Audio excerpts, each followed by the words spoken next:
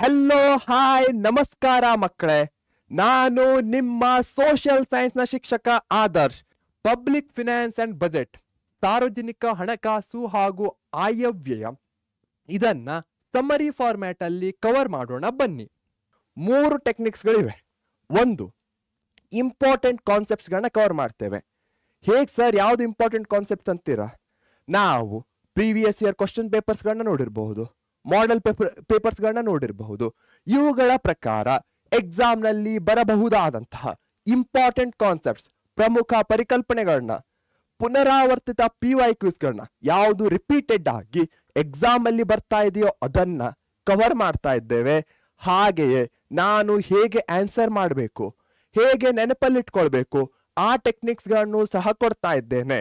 ಎಕ್ಸಾಮ್ನ point of ವ್ಯೂದಿಂದ ಏನನ್ನೂ ಸಹ miss ಮಾಡಲ್ಲ, ಮಾರ್ಕ್ಸ್ನ ಪಾಯಿಂಟ್ ಆಫ್ ವ್ಯೂದಿಂದ ಸಹ ಏನೂ ಮಿಸ್ ಆಗಲ್ಲ. ಇದರ ಗ್ಯಾರಂಟಿಯನ್ನ ನಾನು ಕೊಡ್ತೇನೆ. ಎಕ್ಸಾಮ್ ಅಲ್ಲಿ 3 ಮಾರ್ಕ್ಸ್ಗೆ ಬರುವಂತಹದ್ದು 1, 2 and 3 ಮಾರ್ಕ್ಸ್ನ ಕ್ವಶನ್ಸ್ಗಳನ್ನ ಕೇಳಬಹುದು. ಹೆಚ್ಚಾಗಿ 2 ಮತ್ತೆ 3 ಮಾರ್ಕ್ಸ್ಗಳಲ್ಲಿ ಕೇಳುವಂತಹ ಚಾನ್ಸಸ್ ಹೆಚ್ಚಿಗೆ ಇದೆ. ಏನೇನೆಲ್ಲ ಕವರ್ ಮಾಡ್ತಾ ಇದ್ದೇವೆ? ಫಿನಾನ್ಸ್, ಪಬ್ಲಿಕ್ ಫಿನಾನ್ಸ್ನ ಅರ್ಥ, ಪ್ರಾಮುಖ್ಯತೆ ಏನು, ಬಜೆಟ್ ಅಂದ್ರೆ ಏನು, ಪಬ್ಲಿಕ್ ಎಕ್ಸ್ಪೆಂಡಿಚರು, ಪಬ್ಲಿಕ್ ಇನ್ಕಮ್, ಸಾರ್ವಜನಿಕ ವೆಚ್ಚ, ಸಾರ್ವಜನಿಕ ಆದಾಯ ಅಂದ್ರೆ ಏನು, ಹಾಗೆ ಡೆಫಿಸಿಟ್ ಫೈನಾನ್ಸ್, ಕೊರತೆಯ ಹಣಕಾಸು ಅಂದ್ರೆ ಏನು, ಹಾಗೆ ಫಿಸ್ಕಲ್ ಡೆಫಿಸಿಟ್, ವಿತ್ತೀಯ ಕೊರತೆ ಅಂದ್ರೆ ಏನು. ಬಹಳಷ್ಟು ಮಕ್ಕಳು ಈ ಚಾಪ್ಟರ್ ಅನ್ನ ಕನ್ಫ್ಯೂಷನ್ ಮಾಡ್ಕೊಳ್ತೀರಾ, ಡಿಫಿಕಲ್ಟ್ ಅಂತ ಕನ್ಸಿಡರ್ ಮಾಡ್ತೀರಾ. ಇದು ಡೆಫಿನೆಟ್ಲಿ ಆಗಿ ಈಸಿ ಆಗಿರುವಂತಹ ಚಾಪ್ಟರ್. ನಿಮಗೇನಾದ್ರೂ ಡಿಫಿಕಲ್ಟ್ ಅನ್ಸಿದ್ರೆ ದಯವಿಟ್ಟು 1 ಶಾರ್ಟ್ ವಿಡಿಯೋವನ್ನು ನೋಡಿ, ಅದು ಸಹ ಕಡಿಮೆ ಸಮಯದಲ್ಲಿ ಇರುವಂತಹದ್ದು. ಎಲ್ಲಾ ಕಾನ್ಸೆಪ್ಟ್ಸ್ಗಳನ್ನ ನಿಮಗೆ ಎಕ್ಸಾಂಪಲ್ಸ್ಗಳ ಮುಖಾಂತರ ಈಸಿಯಾಗಿ ಎಕ್ಸ್ಪ್ಲೇನ್ ಮಾಡಿದ್ದೇನೆ. ನಿಮಗೆ ಕಡಿಮೆ ಟೈಮ್ ಇದೆ, ಸಮರಿ ಫಾರ್ಮ್ಯಾಟ್ ಅಲ್ಲಿ ಇಂಪಾರ್ಟೆಂಟ್ ಕಾನ್ಸೆಪ್ಟ್ಸ್ ಬೇಕು, PYQs ಬೇಕಂದ್ರೆ ಈ ವಿಡಿಯೋನ ನೋಡಿ. Okay, yes. Difference between public finance and private finance. Simple. Private finance ನನ್ನ ಫಿನಾನ್ಸ್ ಏನಾಗಿರತ್ತೆ, ನಂದಾಗಿರತ್ತೆ, ನನ್ನ ಕುಟುಂಬದಾಗಿರತ್ತೆ. ಪಬ್ಲಿಕ್ ಅಂದ್ರೆ ಏನು, ಜನರದ್ದು, ಗೌರ್ಮೆಂಟ್ದಾಗಿರತ್ತೆ. ಪಬ್ಲಿಕ್ ಫಿನಾನ್ಸ್ ನಾನು, ಪ್ರೈವೇಟ್ ಫಿನಾನ್ಸ್ ಅಲ್ಲಿ ನನ್ನ ಖರ್ಚು ಎಷ್ಟಾಯ್ತು, ನಾ ಎಷ್ಟು ದುಡಿತೇನೆ ಅಂತ ಎಲ್ರಿಗೂ ಹೇಳ್ತಾ ಹೋಗ್ತೇನೆ, ಇಲ್ಲ ತಾನೆ? ಆದ್ರೆ ಅದೇ ಗೌರ್ಮೆಂಟು ಅದರ ತನ್ನ ಖರ್ಚು ಎಷ್ಟಾಗಿದೆ ಅವುಗಳೆಲ್ಲವನ್ನ ಲೆಜಿಸ್ಲೇಟಿವ್ ಅಸೆಂಬ್ಲಿ, ಲೋಕಸಭೆಯಲ್ಲಿರ್ಬೋದು, ವಿಧಾನಸಭೆಗಳಲ್ಲಿರ್ಬೋದು, ಮಂಡಿಸುತ್ತೆ. ಸೊ ನಾನು ಆದಷ್ಟು ಗೌಪ್ಯವಾಗಿಟ್ಕೊಳ್ತೇನೆ, ಆದರೆ ಗೌರ್ಮೆಂಟು ಎಲ್ರಿಗೂ ಹೇಳುತ್ತೆ. ಅಷ್ಟೇ ಅಲ್ಲದೆ ನಾನು ನನ್ನ ಹಣವನ್ನು ಆದಷ್ಟು ಸೇವ್ ಮಾಡ್ಕೊಳ್ಳೋ ಪ್ರಯತ್ನವನ್ನ ಮಾಡ್ತೇನೆ. ಗೌರ್ಮೆಂಟ್ ಆದಷ್ಟು ಏನ್ ಮಾಡುತ್ತೆ, ಡೆವಲಪ್ಮೆಂಟ್ ಆಕ್ಟಿವಿಟೀಸ್ಗಳಲ್ಲಿ ಹಾಕತ್ತೆ. ಯಾಕೆ ಹಾಕತ್ತೆ? ಯಾಕಂದ್ರೆ ಅದರಿಂದ ದೇಶದ ಬೆಳವಣಿಗೆ ಆಗತ್ತೆ. ಸಿಂಪಲ್. ಒಂದನ್ನ ಕರೆಕ್ಟ್ ಆಗಿ ಓದ್ಕೊಳ್ಳಿ, ಮತ್ತೆ ಅದರ ಅಪೋಸಿಂಗ್ ಪಾಯಿಂಟ್ಸ್ ನಿಮಗೆ ಡೆಫಿನೆಟ್ಲಿ ಆಗಿ ಬಂದೇ ಬರುತ್ತೆ. ಏನಂತೀರಾ? Yes. So income, expenditure 1 person, ಒಬ್ಬ ವ್ಯಕ್ತಿ, ಇದು ಸರ್ಕಾರದ್ದು. ಇಂಡಿವಿಜುವಲ್ಸ್ ಏನೇ ಖರ್ಚು ಮಾಡೋದಕ್ಕಿಂತ ಮೊದಲು ತಮ್ಮ ಹಣ ಎಷ್ಟಿದೆ ಅಂತ ನೋಡ್ಕೊಳ್ತಾರೆ. ಆದರೆ ಗೌರ್ಮೆಂಟ್ ಏನ್ ಮಾಡುತ್ತೆ, ಎಷ್ಟು ಖರ್ಚು ಮಾಡಬೇಕು ಅಂತ ಡಿಸೈಡ್ ಮಾಡಿ ಆಮೇಲೆ ಇನ್ಕಮ್ ಮೇಲೆ ಫೋಕಸ್ ಹಾಕತ್ತೆ. ಇದು ಕಾನ್ಫಿಡೆನ್ಷಿಯಲ್ ಇಟ್ಟಿರುತ್ತೆ, ಗೌಪ್ಯ. ಇದು ಅಸೆಂಬ್ಲಿಗಳಲ್ಲಿ ಹೇಳುತ್ತೆ.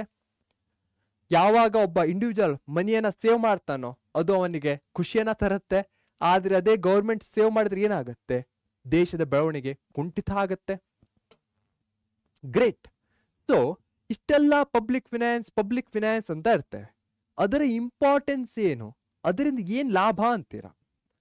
ಗೌರ್ಮೆಂಟ್ನ ಮುಖ್ಯ ಉದ್ದೇಶ ಏನಿರುತ್ತೆ, ಯಾವುದೇ ಒಂದು ದೇಶ ಡೆವಲಪ್ಮೆಂಟ್ ಆಗ್ಬೇಕಂದ್ರೆ ಆ ದೇಶದಲ್ಲಿ ಇಕನಾಮಿಕ್ ಸ್ಟೆಬಿಲಿಟಿ ಇರಬೇಕು, ಸ್ಥಿರತೆ ಇರಬೇಕು. 1 ವರ್ಷ ಇಷ್ಟೊಂದು ಕೆಳಗೆ ಹೋಯ್ತು ನಮ್ಮ ಎಕನಾಮಿ, ಮತ್ತೊಂದು ವರ್ಷ ಮೇಲೋಯ್ತು, ಮತ್ತೆ ಕೆಳಗೆ ಹೋಯ್ತು, ಈ ರೀತಿ ಆಗ್ತಾ ಇದ್ರೆ ಏನಾಗುತ್ತೆ, ಆ ಒಂದು ಸ್ಟೆಬಿಲಿಟಿ ಅನ್ನೋದೇ ಇರಲ್ಲ. ಹೀಗಾಗಿ ಆ ಒಂದು ಸ್ಟೆಬಿಲಿಟಿ ಇರಬೇಕು ಅನ್ನೋದು ಯಾವುದೇ ಗೌರ್ಮೆಂಟ್ನ ಒಂದು ಮುಖ್ಯ ಆಸೆ ಆಗಿರುತ್ತೆ. ಅದರಿಂದ ದೇಶದ ಪ್ರೋಗ್ರೆಸ್ ಆಗತ್ತೆ. ಸೊ ಹೀಗಾಗಿ ಈ ಪ್ರೋಗ್ರೆಸ್ಸು, ಸ್ಟೆಬಿಲಿಟಿಯಲ್ಲಿ ಪಬ್ಲಿಕ್ ಫಿನಾನ್ಸು ಒಂದು ಇಂಪಾರ್ಟೆಂಟ್ ಇದಾಗಿರುತ್ತೆ.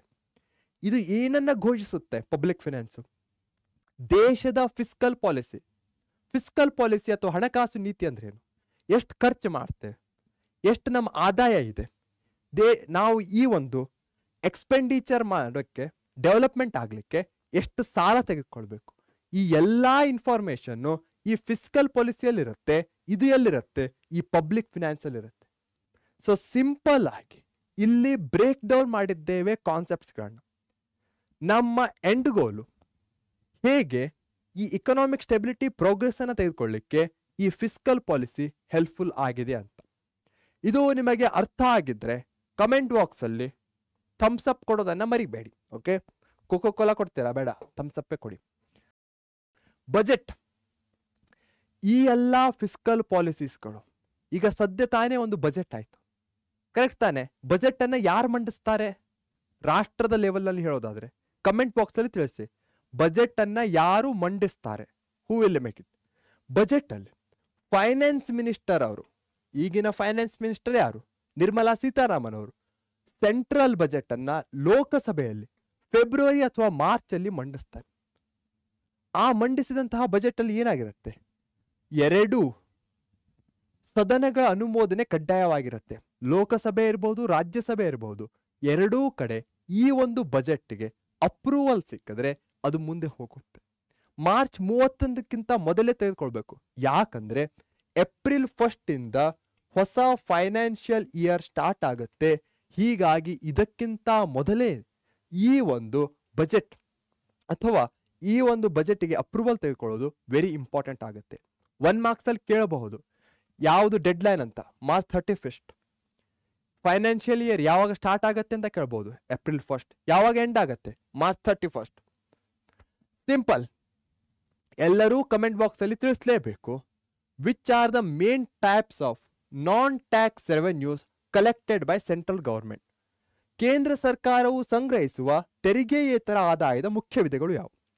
ಇಲ್ಲಿ ತನಕ ಫಿಸ್ಕಲ್ ಪಾಲಿಸಿಯಲ್ಲಿ ಗವರ್ಮೆಂಟು ಎಷ್ಟು ಖರ್ಚು ಮಾಡಬೇಕು ಎಕ್ಸ್ಪೆಂಡಿಚರ್ ಮೇಲೆ ತನ್ನ ಇನ್ಕಮ್ ಅನ್ನ ಸೆಟ್ ಮಾಡುತ್ತೆ ಅಂತ ತಿಳ್ಕೊಂಡು, ಕರೆಕ್ಟ್ ತಾನೆ? ಆ ಇನ್ಕಮ್ ಅಲ್ಲಿ ನಾನ್ ಟ್ಯಾಕ್ಸ್ ರೆವೆನ್ಯೂಸ್ಗಳು ಬರುತ್ತೆ. ಹಾಗಂದ್ರೆ ಏನು? ಯಾವ್ಯಾವ ನಾನ್ ಟ್ಯಾಕ್ಸ್ ರೆವೆನ್ಯೂಸ್ಗಳು ಬರುತ್ತೆ ಯೋಚನೆ ಮಾಡಿ. ಟ್ಯಾಕ್ಸ್ ರೆವೆನ್ಯೂ ಒಂದ್ ಕಡೆ ಇರುತ್ತೆ, ಮತ್ತೊಂದು ಕಡೆ ನಾನ್ ಟ್ಯಾಕ್ಸ್ ರೆವೆನ್ಯೂಸ್. ಯಾವ್ದಾವ್ದು ಇರ್ಬೋದು ನಾನ್ ಟ್ಯಾಕ್ಸ್ ರೆವೆನ್ಯೂಸ್ ಅಲ್ಲಿ? ಸೊ ಗವರ್ಮೆಂಟ್ ನ ಅಂಡರ್ ನಲ್ಲಿ ಬಹಳಷ್ಟು ಇನ್ಸ್ಟಿಟ್ಯೂಷನ್ಸ್ಗಳಿವೆ. ರಿಸರ್ವ್ ಬ್ಯಾಂಕ್ ಆಫ್ ಇಂಡಿಯಾ ಇರಬಹುದು, ರೈಲ್ವೇಸ್ ಇರಬಹುದು, ಇವೆಲ್ಲವೂ ಗವರ್ಮೆಂಟ್ ನ ಅಂಡರ್ ನಲ್ಲಿ ಬರುವಂತಹದ್ದು. ಅಲ್ಲಿ ಏನೇನು ಪ್ರಾಫಿಟ್ ರಿಸರ್ವ್ ಬ್ಯಾಂಕ್ ಮಾಡುತ್ತೋ ಅದು ನಾನ್ ಟ್ಯಾಕ್ಸ್ ರೆವೆನ್ಯೂ ಆಗತ್ತೆ. ಏನೇನು ಪ್ರಾಫಿಟ್ ಜನರೇಟ್ ಆಗುತ್ತೋ ಇಂಡಿಯನ್ ರೈಲ್ವೇಸ್ ಅದು ಸಹ ನಾನ್ ಟ್ಯಾಕ್ಸ್ ರೆವೆನ್ಯೂ ಆಗತ್ತೆ. Reserve bank of India, Indian railways ಇರಬಹುದು, ಹಾಗೆ ಪೋಸ್ಟ್ ಅಂಡ್ ಟೆಲಿಕಮ್ಯುನಿಕೇಶನ್ ಇರಬಹುದು, public sector ಇಂಡಸ್ಟ್ರೀಸ್ಗಳಿರಬಹುದು, coins and mints ನಾಣ್ಯಗಳು ಮತ್ತು ಟಂಕಸಾಲೆಗಳಿರಬಹುದು, ಪೆನಲ್ಟೀಸ್. ಸಿಂಪಲ್ ಕೀವರ್ಡ್ಸ್ಗಳು RBI, ರೈಲ್ವೇಸ್ ಇರಬಹುದು, ಪೆನಲ್ಟೀಸ್ಗಳಿರಬಹುದು, ಹಾಗೆ ಕಾಯಿನ್ಸ್ ಅಂಡ್ ಮಿಂಟ್ಸ್, ಮತ್ತೇನು ಪಬ್ಲಿಕ್ ಸೆಕ್ಟರ್ ಇಂಡಸ್ಟ್ರೀಸು. ನೆಕ್ಸ್ಟ್ ಎಲ್ಲರೂ ಕಮೆಂಟ್ ಬಾಕ್ಸ್ ಅಲ್ಲಿ ತಿಳಿಸ್ಬೇಕು. ಆಲ್ರೆಡಿ ಒಂದು 50 ಸಲ ಹೇಳಿದ್ದೇನೆ. ಕ್ವಶನ್ ಏನಿದೆ? ಸಿಂಪಲ್ ಇದೆ. ಫೈನಾನ್ಷಿಯಲ್ ಇಯರ್ ಯಾವಾಗ ಸ್ಟಾರ್ಟ್ ಆಗುತ್ತೆ ಭಾರತದಲ್ಲಿ? ಯಾವಾಗ? ಎಸ್, ಜನವರಿ 1, ಏಪ್ರಿಲ್ 1, ಜೂನ್ 1, ಅಕ್ಟೋಬರ್ 1. ಏಪ್ರಿಲ್ 1 ಅಥವಾ ಜನವರಿ 1? ಅಯ್ಯೋ ಕನ್ಫ್ಯೂಷನ್ ಆಗ್ತಾ ಇದೆ ಅಂತಾರ. ಸಿಂಪಲ್ ಆಗಿರುವಂತದ್ದು ಕಮೆಂಟ್ ಮಾಡಿದ್ರ? Yes, the correct answer is April 1 is the right answer.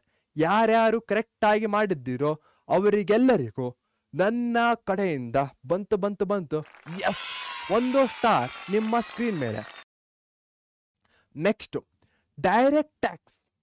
ಇಲ್ಲಿ ತನಕ ನಾನ್ ಟ್ಯಾಕ್ಸ್ ರೆವೆನ್ಯೂಸ್ ಅಂತ ತಿಳ್ಕೊಂಡ್ವಿ. ಟ್ಯಾಕ್ಸ್ ರೆವೆನ್ಯೂಸ್ ಅಲ್ಲಿ ಡೈರೆಕ್ಟ್ ಟ್ಯಾಕ್ಸ್ ಬರುತ್ತೆ, ಇಂಡೈರೆಕ್ಟ್ ಟ್ಯಾಕ್ಸ್ ಬರುತ್ತೆ. ಡೈರೆಕ್ಟ್ ಆಗಿ ಅಂದ್ರೆ ಏನು? The tax paid by individuals on their income. ಇದನ್ನ ಟ್ರಾನ್ಸ್ಫರ್ ಮಾಡೋ ಹಾಗಿಲ್ಲ, ವರ್ಗಾಯಿಸ್ಲಿಕ್ಕೆ ಆಗಲ್ಲ, ನಾಟ್ ಟ್ರಾನ್ಸ್ಫರೇಬಲ್. ಯಾವ್ಯಾವುದು? For example income tax. ನನ್ನ ಸ್ಯಾಲರಿ ಮೇಲೆ ಯಾರಾದ್ರೂ ಸ್ಯಾಲರಿ 12 ಲ್ಯಾಕ್ಕಿಂತ ಹೆಚ್ಚಿಗೆ ಇದ್ರೆ ಅವ್ರ ಮೇಲೆ ಆಗುವಂತ ಏನು ಟ್ಯಾಕ್ಸ್ ಇರುತ್ತೋ ಅದು ನಾನ್ ಟ್ಯಾಕ್ಸ್ ಡೈರೆಕ್ಟ್ ಟ್ಯಾಕ್ಸ್ ಅಂಡಲ್ಲಿ ಬರುತ್ತೆ. ನನ್ನ ಸ್ಯಾಲರಿ 12 ಲ್ಯಾಕ್ ಅಂತ ತಿಳ್ಕೊಂಡು ಬೇರೆಯವ್ರಿಗೆ ನನ್ನ ಟ್ಯಾಕ್ಸ್ ಅನ್ನ ಕೊಡಿ ಅಂತ ಆಗಲ್ಲ ತಾನೆ?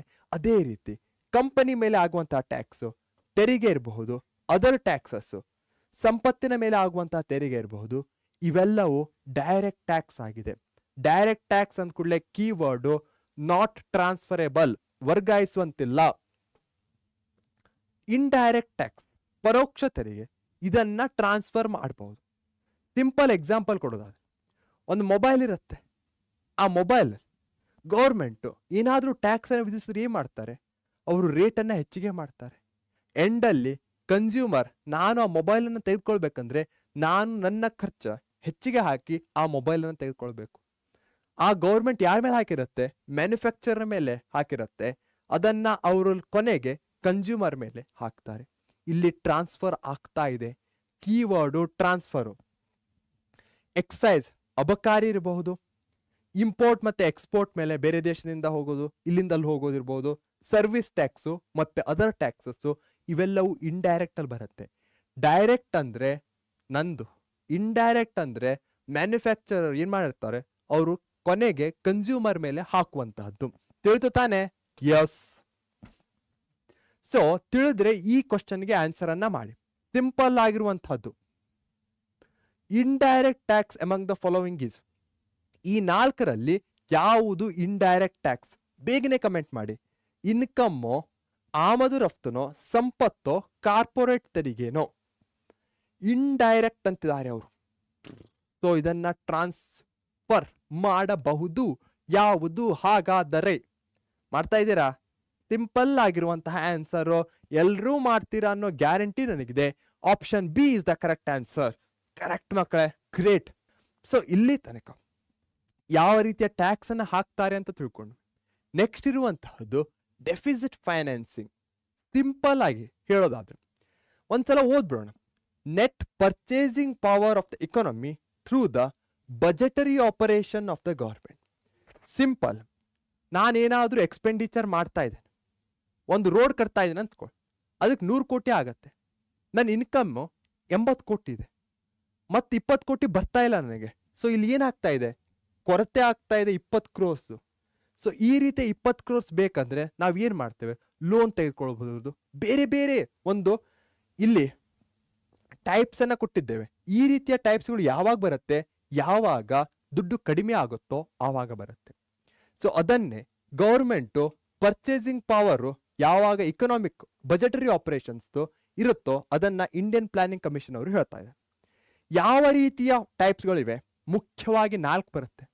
ಬಜೆಟ್ ಡೆಫಿಸಿಟ್, ಆಯವ್ಯಯ ಕೊರತೆ. ಆಲ್ರೆಡಿ ಹೇಳಿದೆ, ನಾನು ಎಕ್ಸ್ಪೆಂಡಿಚರ್ ಏನ್ ಮಾಡ್ತಾ ಇದ್ದೇನೋ ಅದಕ್ಕಿಂತ ಈ ಎಕ್ಸ್ಪೆಂಡಿಚರ್ ಹೆಚ್ಚಿಗೆ ಇದೆ, ಇನ್ಕಮ್ ಕಡಿಮೆ ಇದೆ. Revenue deficit, revenue income already discuss ಮಾಡಿದ್ದೇವೆ, ಯಾವ ರೀತಿಯ ರೆವೆನ್ಯೂ ಇನ್ಕಮ್ಸ್ಗಳು ಬರುತ್ತೆ ಅಂತ. Fiscal deficit, primary deficit. ಇವು 4 ಸಿಂಪಲ್ ಟೈಪ್ಸ್ಗಳಾಗಿವೆ. ಹೆಚ್ಚಿನ ಡೀಪ್ ಆಗಿ ಹೋಗುವಂತ ಅವಶ್ಯಕತೆ ಇಲ್ಲ. ಇವುಗಳ ಮೇಲೆ ಕ್ವಶನ್ ಕೇಳಿದ್ರೂ ಸಹ ಡೆಫಿಸಿಟ್ ಫೈನಾನ್ಸಿಂಗ್ ಫಾರ್ಮುಲಾಸ್ಗಳ ಬಗ್ಗೆ ಕೇಳ್ತಾರೆ. ಏನು ಅವು? ಅವುಗಳಲ್ಲಿ ಫಿಸ್ಕಲ್ ಡೆಫಿಸಿಟ್ ಒಂದು ಇಂಪಾರ್ಟೆಂಟ್ ಆಗುತ್ತೆ. ಏನ್ ಹೇಳ್ತಾ ಇದೆ? ಸರ್ಕಾರದ ಕಂದಾಯ ಆದಾಯ ಮತ್ತು ಸಾಲೇತರ ಬಂಡವಾಳ ಆದಾಯಗಳಿಗಿಂತ ಸರ್ಕಾರದ ಒಟ್ಟು ವೆಚ್ಚ ಹೆಚ್ಚಾಗಿದ್ದಾರೆ. ಸಿಂಪಲ್. ನಾನು ಆಲ್ರೆಡಿ ಹೇಳಿದೆ ಒಂದು ರೋಡಿನ ಬಗ್ಗೆ 100 ಕ್ರೋರು 80 ಕ್ರೋರು ಅಂತ. ಅದೇ ಯಾವುದೊಂದು ಗೌರ್ಮೆಂಟ್ನ ಸ್ಕೀಮ್ ಇರಬಹುದು, ಅದರಲ್ಲೂ ಸಹ 100 ಕೋಟಿ ಆಗ್ತಾ ಇದೆ. 75 ಕೋಟಿ ಗೌರ್ಮೆಂಟಿಗೆ ಬೇರೆ ಬೇರೆ ಕಡೆಯಿಂದ ಬರ್ತಾ ಇದೆ. ಆದರೆ 75 ಕೋಟಿ ಬಂತು, 25 ಕೋಟಿ ಬರ್ತಾ ಇಲ್ಲ. ಆ 25 ಕೋಟಿಯನ್ನ ಗೌರ್ಮೆಂಟು ಲೋನ್ ಮುಖಾಂತರ ತೆಗೆದುಕೊಳ್ಳುತ್ತೆ. ಸೊ ಆ 25 ಕೋಟಿ ಏನು ಲೋನ್ ಮುಖಾಂತರ ತೆಗೆದುಕೊಳ್ಳುತ್ತೋ ಅದೇ ಫಿಸ್ಕಲ್ ಡೆಫಿಸಿಟ್ ನಲ್ಲಿ ಬರುತ್ತೆ. ಸೊ ಈ ರೀತಿಯಾಗಿ ಗೌರ್ಮೆಂಟ್ನ ಆದಾಯ ಖರ್ಚು ಇವೆರಡನ್ನ ಹೋಲಿಸಿದಾಗ ಏನು ಎಕ್ಸ್ಟ್ರಾ ಬರ್ತಾ ಇದೆಯೋ ಅದೇ ಫಿಸ್ಕಲ್ ಡೆಫಿಸಿಟ್ ಆಗಿದೆ. ಸೊ ಇದು ಏನನ್ನ ಸೂಚಿಸುತ್ತೆ? ಎಷ್ಟು ಆಕ್ಚುಯಲ್ ಬರ್ಡನ್ ಇದೆ ಗೌರ್ಮೆಂಟ್ ಮೇಲೆ ಅಂತ ಸೂಚಿಸುತ್ತೆ. ಹೀಗಾಗಿ ಈ ಬರ್ಡನ್ ಅನ್ನ ಕಡಿಮೆ ಮಾಡಲಿಕ್ಕೆ ಗೌರ್ಮೆಂಟು ಸಾಲವನ್ನ ತೆಗೆದುಕೊಳ್ಳುತ್ತೆ. ಅರ್ಥ ಆಗಿದೆ ಅನ್ಕೊಟ್ಟೆ. ಗೌರ್ಮೆಂಟ್ನ ಏನೇ ಒಂದು ಸ್ಕೀಮ್ ಇದ್ರೆ ಅದಕ್ಕೆ ದುಡ್ಡಿನ ಕಡಿಮೆ ಆಗ್ತಾ ಇದ್ರೆ ಗೌರ್ಮೆಂಟು ಸಾಲವನ್ನ ತೆಗೆದುಕೊಳ್ಳುತ್ತೆ. ಆ ಸಾಲದ ಅಮೌಂಟ್ ಹೇಗೆ ತಿಳಿಯುತ್ತೆ? ಈ ಫಿಸ್ಕಲ್ ಡೆಫಿಸಿಟ್ ಇಂದ ಆ ಸಾಲದ ಅಮೌಂಟ್ ತಿಳಿಯುತ್ತೆ. Cool, great. ಸೊ ಅದನ್ನೇ ಇಲ್ಲಿ ಬರೆಯಲಾಗಿದೆ. ಕಂದಾಯ ಆದಾಯ ಮತ್ತು ಸಾಲೇತರ ಬಂಡವಾಳ ಆದಾಯ ಮೈನಸ್ ಒಟ್ಟು ವೆಚ್ಚ, ಇದರಿಂದ ಎಷ್ಟು ಸಾಲ ತೆಗೆದುಕೊಳ್ಬೇಕು ಅನ್ನೋದು ಗೊತ್ತಾಗುತ್ತೆ. ಹಾಗೆ ಅದರ್ ಡೆಫಿಸಿಟ್ ಯಾವ್ದಿದ್ದು? ಬಜೆಟ್. ಸೊ ಬಜೆಟ್ ನಲ್ಲಿ total revenue minus total expenditure. Simple ಆಗಿರುವಂತಹದ್ದು. ರೆವೆನ್ಯೂ ಅಲ್ಲಿ ಏನೇನು ರೆವೆನ್ಯೂ ಇದೆಯೋ ಅದಿಲ್ಲಿ ಬರುತ್ತೆ, ರಿಪ್ಲೇಸ್ ಆಗುತ್ತೆ. Revenue receipt minus revenue expenditure. ಪ್ರೈಮರಿಯಲ್ಲಿ ಏನು? ಈ ಫಿಸ್ಕಲ್ ಡೆಫಿಸಿಟ್ ಮತ್ತೆ ಇಂಟ್ರೆಸ್ಟ್ ಪೇಮೆಂಟ್. ಸಿಂಪಲ್ 4 ಫಾರ್ಮುಲಾಗಳಲ್ಲಿ ಬಜೆಟ್ಟಿಗಿದ್ರೆ ಬಜೆಟ್ಟಿಗೆ ಸಂಬಂಧಿಸಿದ್ದು, ರೆವೆನ್ಯೂಗಿದ್ರೆ ರೆವೆನ್ಯೂಗೆ ಸಂಬಂಧಿಸಿದ್ದು, ಹಾಗೆ ನಿಮ್ಗೇನಾದ್ರೂ ಬಹಳಷ್ಟು ಕನ್ಫ್ಯೂಷನ್ ಆಗ್ತಾ ಇದ್ರೆ ಆದಷ್ಟು ನಿಮಗೆ ಒಂದ್ಸಲ ಓದ್ಕೊಳ್ಳಿ. ತಿಳಿಲ್ಲ ಅಂದ್ರೆ ನನ್ನ ಒನ್ ಶಾಟ್ ವಿಡಿಯೋವನ್ನ ನೋಡಿ. ಆಮೇಲೂ ತಿಳಿಲ್ಲ ಅಂದ್ರೆ ಅಷ್ಟೊಂದು ನಿಮ್ಮ ಫೋರ್ಸ್ ಅನ್ನ ಇದ್ರ ಮೇಲೆ ಹಾಕಬೇಡಿ. ಸಿಂಪಲ್. ಎಲ್ಲರೂ ಕಮೆಂಟ್ ಬಾಕ್ಸ್ ಅಲ್ಲಿ ಆನ್ಸರ್ಸ್ ಅನ್ನ ತಿಳಿಸಿ. What is it called when both income and expenditure are the same? ಆದಾಯ ಮತ್ತು ಖರ್ಚು ಎರಡೂ ಒಂದೇ ಆಗಿರುವಾಗ ಆ ಬಜೆಟ್ ಅನ್ನ ಏನಂತ ಕರೀತೇವೆ? ಸರ್ಪ್ಲಸ್ ಹೆಚ್ಚುವರಿನೋ, ಡೆಫಿಸಿಟ್ ಕೊರತೆನೋ, ಬ್ಯಾಲೆನ್ಸ್ ಆರ್ ಕ್ಯಾಪಿಟಲ್? ಎಲ್ಲರೂ ಸರಿಯಾದ ಆನ್ಸರ್ ಅನ್ನ ಕಮೆಂಟ್ ಬಾಕ್ಸ್ ಅಲ್ಲಿ ತಿಳಿಸಿ. ಜಸ್ಟ್ ಆಪ್ಷನ್ ಬರೆದ್ರೂ ಸಾಕು, ಅದರಿಂದ ನನಗೆ ಅರ್ಥ ಆಗತ್ತೆ ನಿಮಗೆ ತಿಳಿದಿದೆ ಅಂತ. ಬೇಗ ಬೇಗನೆ ಆನ್ಸರ್ ಅನ್ನ ಆಪ್ಷನ್ ಬಾಕ್ಸ್ ಅಲ್ಲಿ ತಿಳಿಸಿ, ಕಮೆಂಟ್ ಬಾಕ್ಸ್ ಅಲ್ಲಿ ತಿಳಿಸಿ. ಓಕೆ, ಸೇಮ್ ಅಂತ ಇದೆ. ಎರಡೂ ಸೇಮ್ ಆಗಿದ್ದಾಗ ಏನಾಗುತ್ತೆ ಅಂತ ಕೇಳ್ತಿದ್ದಾರೆ. ಸೊ ಸರ್ಪ್ಲಸ್ ಅಂದ್ರೆ ಹೆಚ್ಚುವರಿ. ಫಾರ್ ಎಕ್ಸಾಂಪಲ್, ನಮ್ಮ ಇನ್ಕಮ್ ಹೆಚ್ಚಿಗೆ ಇದ್ರೆ ಅದು ಸರ್ಪ್ಲಸ್ ಆಗುತ್ತೆ. ಡೆಫಿಸಿಟ್ ಅಂದ್ರೆ ಏನು? ಯಾವಾಗ ನಮ್ಮ ಇನ್ಕಮ್ ಕಡಿಮೆ ಇರುತ್ತೋ ಅಲ್ಲಿ ಬರುತ್ತೆ. ಬ್ಯಾಲೆನ್ಸ್ಡ್ ಅಂದ್ರೆ ಎರಡು ಸೇಮ್ ಆಗಿದ್ದಾಗ. ಸೊ ಈ ರೀತಿಯ ಸೇಮು ಆಪ್ಷನ್ ಸಿ ಅಲ್ಲಿ ಬರುತ್ತೆ. ಇದೇ ನೋಟ್ನಲ್ಲಿ ಬಾಯ್ ಅಂತ ಹೇಳುವ ಸಮಯ ಸಹ ಬಂದಿದೆ. ಎಲ್ಲರೂ take care. Thank you. Bye bye. ಶುಭರಾತ್ರಿ.